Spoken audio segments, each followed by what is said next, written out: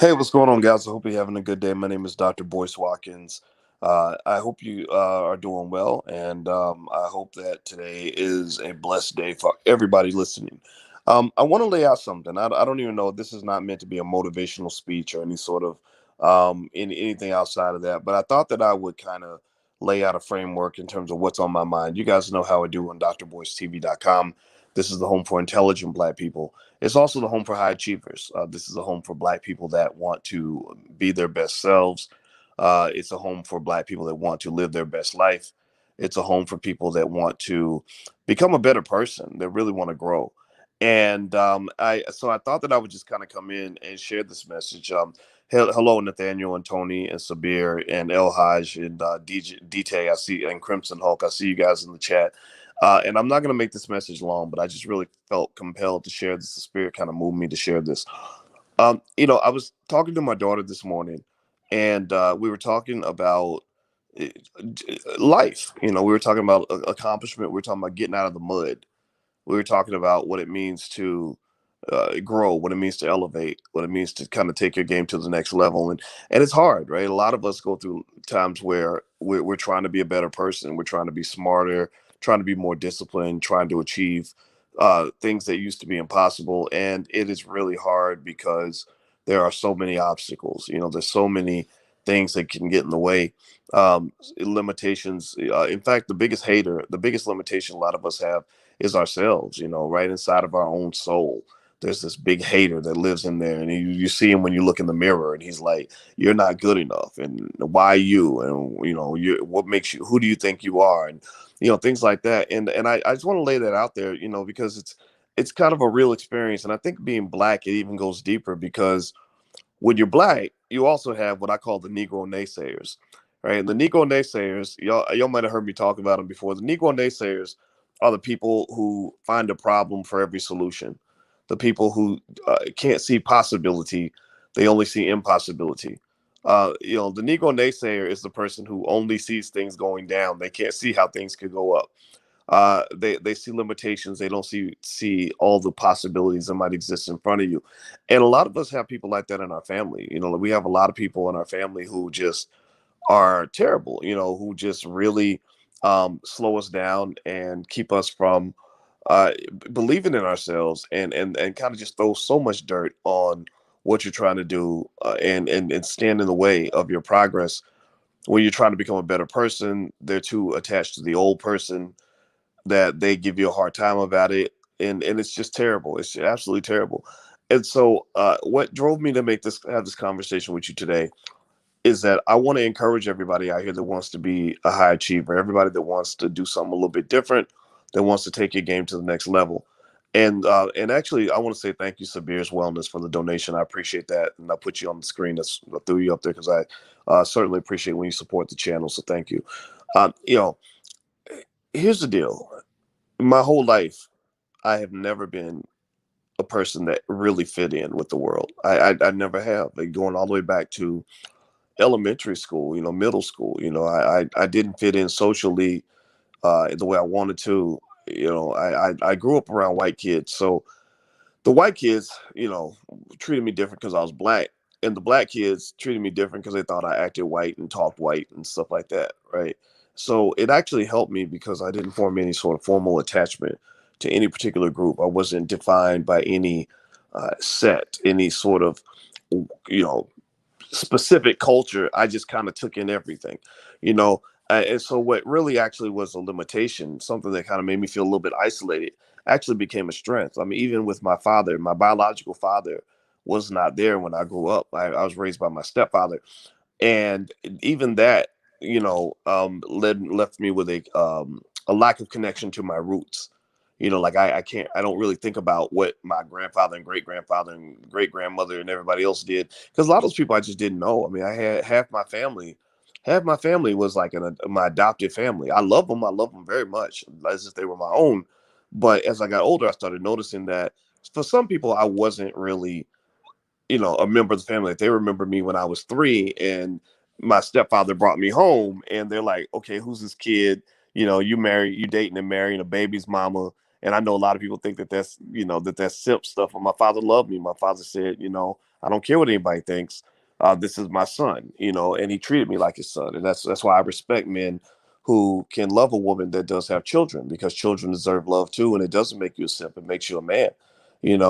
As long as it's a good woman, then I say go for it.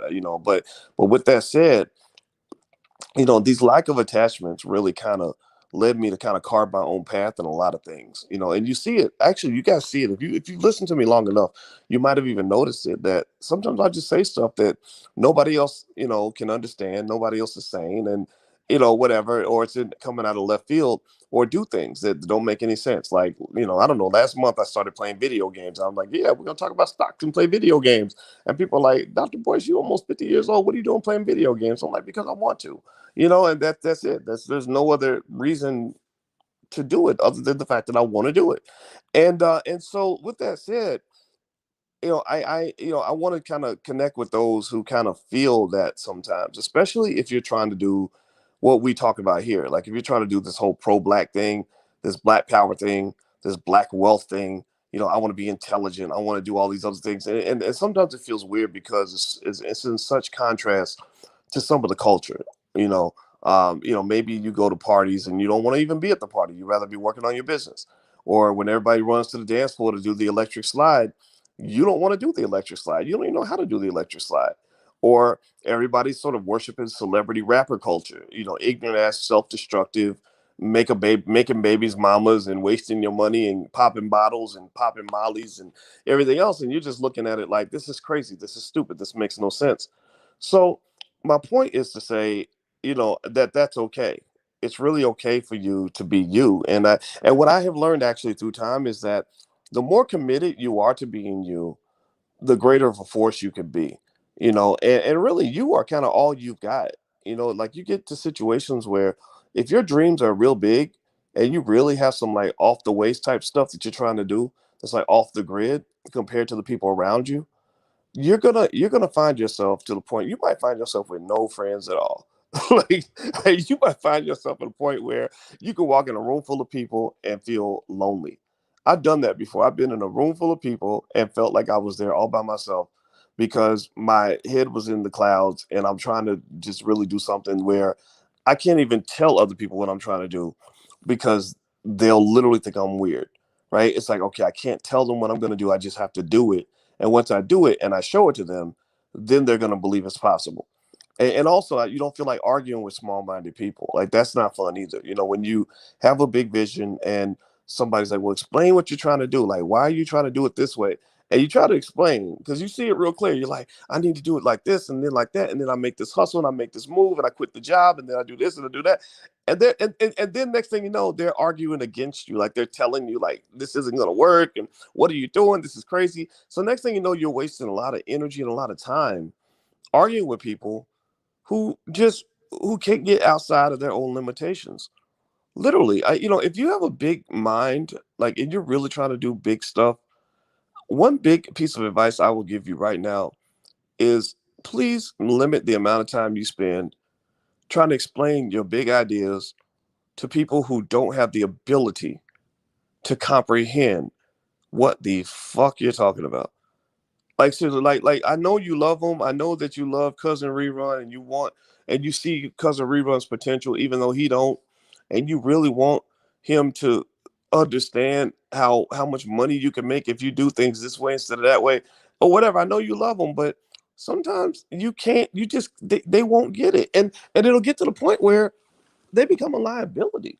It doesn't mean you have to get rid of them or like kill them or kick them out of your family, but it might mean that certain conversations just don't need to be had with cousin Rerun. Like, okay, cousin Rerun want to talk about, like the new movie that came out on Netflix. You can talk about that, or cousin Rerun want to talk about the pretty girls on the corner. You talk about that. But when you got your big master plan where you're planning to go out here and make $100 million or whatever it is you want to do, maybe that's not a conversation you even need to have with him, especially if you feel that he's going to become some sort of deterrent to what you're trying to do. Because the thing is that I really believe in general that if you're trying to become a high achiever in this world, you really have to work hard to protect your spiritual energy. I mean, you got enough to deal with just with the natural obstacles for you to achieve your goal. I mean, if you're trying to do really big things, you already have a million and one reasons why things can go wrong. You have a million and one self doubts where you've already had to work through those things, where you've had to sit back and say, damn, like, I don't know if I can do this. I don't know if I have enough. I don't know if I'm smart enough. I need to, like, I don't know if I can stay motivated enough. I got to get up every day and work hard every, right? You have a million and one things internally that you already have to deal with without dealing with tiny minded people that are having conversations with you that are clearly above their pay grade. Like, I'm serious. Like, if you're trying to do master's degree level shit, you don't need to be trying to explain that to a first grader. Some people got first grader minds, and you're trying to explain to them master's degree level concepts. A first grader cannot understand, numerical analysis or advanced medical technology. Like, they can't, right? So you got to sometimes operate with them like a first grader. You have to see where people are mentally, and sometimes you can just be quiet, and say nothing. Sometimes you can just walk away. Sometimes you can engage them in some lower level, stupid, low vibration conversation that will help them feel like you're engaged. Whatever. Or maybe when you're working on your deep stuff, you got to just get away. You got to, like, get away and operate either by yourself or operate with people that are at that same level. And it's not an elitism thing. It doesn't mean you're better than anybody. But I swear to God, I just think that in general, I have seen so many amazing, extraordinary people with so much potential not be able to move forward because they are stuck in the spiritual mud. You got relatives that are stuck in the mud. You got friends that are stuck in the mud, and they will pull you into the mud and keep you in the mud. And you can't fly if you're stuck in the mud. And that's it. So that's my thought. By the way, just as something, as a gift to you guys, I actually had a masterclass on motivation in life and setting goals and managing time and overcoming obstacles, actually at blackkeystogreatness.com. It used to have a fee. There used to be a cost. It was actually, people would join for, like, a lifetime membership used to be $1,000, but actually I decided I wanted to offer it for free. So the URL is right there on the screen. If this kind of thing is of interest to you, and you somehow see me as a person who can add value to your journey as a high achiever, then you can go to blackkeystogreatness.com. The URL is right there. So feel free to go sign up. Hit the thumbs up button, share, subscribe button. And I hope this conversation helps somebody in here. Oh, and by the way, also on April 1st, attorney Tanya Nebo is coming into the Black Business School to talk about how to buy a franchise. Family franchises are a great way to build family wealth and stuff like that. And a lot of you have asked us how to do that. So if you'd like to take a look at what she's going to be doing, you can go to the blackbusinessseries.com.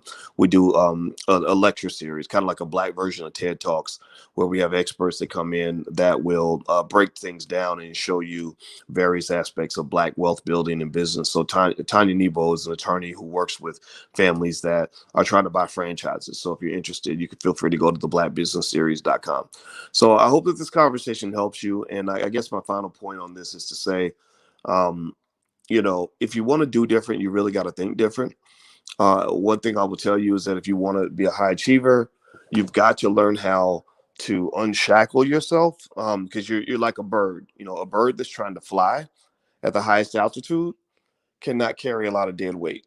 A bird that's flying at the highest altitude cannot have shackles on his ankles, right? A bird that's flying at a high altitude can't be stuck down in the mud with all the little chickens that want to stay in the mud. Sometimes you got to unshackle that stuff, and it's very painful. It's very tough. You have people that feel like, you ain't real no more, or you think you better than everybody else, or maybe even if it's your spouse, they might feel like you're not respecting their opinion and their point of view. And so you got to kind of deal with all of that. But I'm just telling you, you got one life to live. Life is short. You got one chance. And one of the things have always felt is, I got one chance to do this shit right. I got one chance to be the best version of myself that I can be. I got one shot.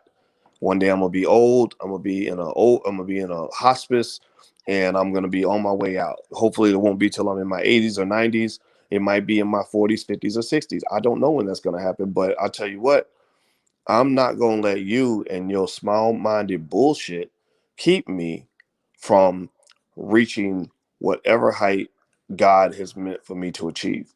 And that, that might mean I'm gonna be polite about it, but at some point, we gonna shut this down, and we gonna the big shit gonna be popping, the little shit will be stopping.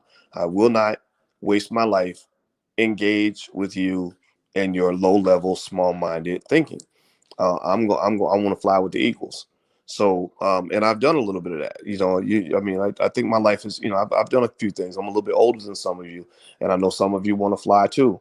But I'm just trying to be real with you. Maybe Uncle Boyce mode, and tell you how to fly.